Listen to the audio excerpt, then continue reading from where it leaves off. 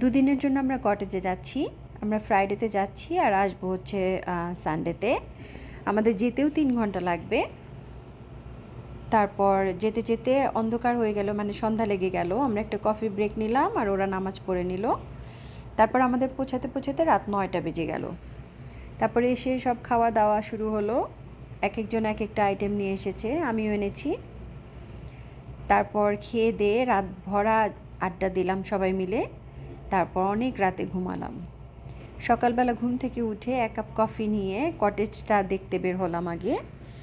So কটেজের বাইরে সামনের জায়গাটা, পিছনের জায়গাটা এত সুন্দর যে পিছনে পানির জায়গাটা তো খুব সুন্দর, খুব বড় একটা লেক আছে। তারপর অনেকগুলো বোট আছে।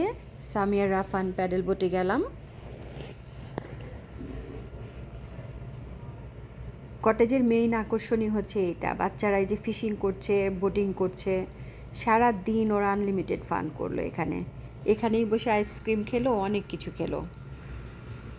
আর আমরা পাড়ে বসে বসে এখানে বসে যেমন আমাদের একটার পর একটা খাওয়া খাচ্ছি, এক একবার এক একটা ঝালমুড়ি, বেগুনি, তারপর আরও কত কিছু যে খেয়েছি। ইউজুয়ালি যখন আমরা কটেজে যাই, আমার শ্বশুরবাড়ির ফ্যামিলি সবাই একসাথেই যাই।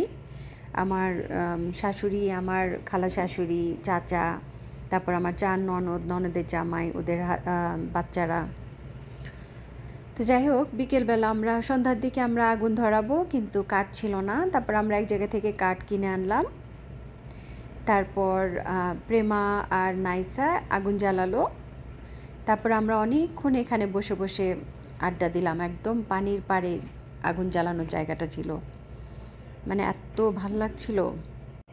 আজকে আবার ডিনারেও অনেক কিছু বানাচ্ছে অ্যাঞ্জেলা, কারণ ওর আমার ননদ, ওর ছেলের বার্থডে, এই জন্য পাস্তা, স্টেক, তারপর চিকেন ফ্রাই এগুলো বানিয়েছে। আর আমি ভিতরে এসে স্যামনটা বানিয়ে ফেললাম।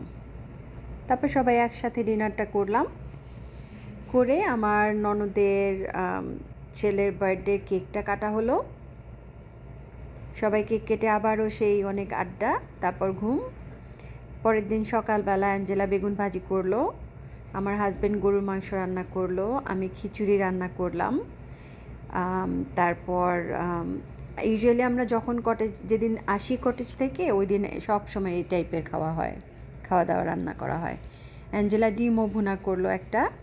তারপর গ্রামের বাড়ির মতো গামলায় করে সব কিছু বাড়লাম, খিচুড়ি, তারপর গরুর মাংস বেড়ে খুব মজা করে খেলাম। খেয়ে তারপর 5টার দিকে আমরা রওনা দিলাম। তারপর লাস্ট আবার একটা কফি ব্রেক, সবাই একসাথে। 2 দিন ভালোই কাটলো।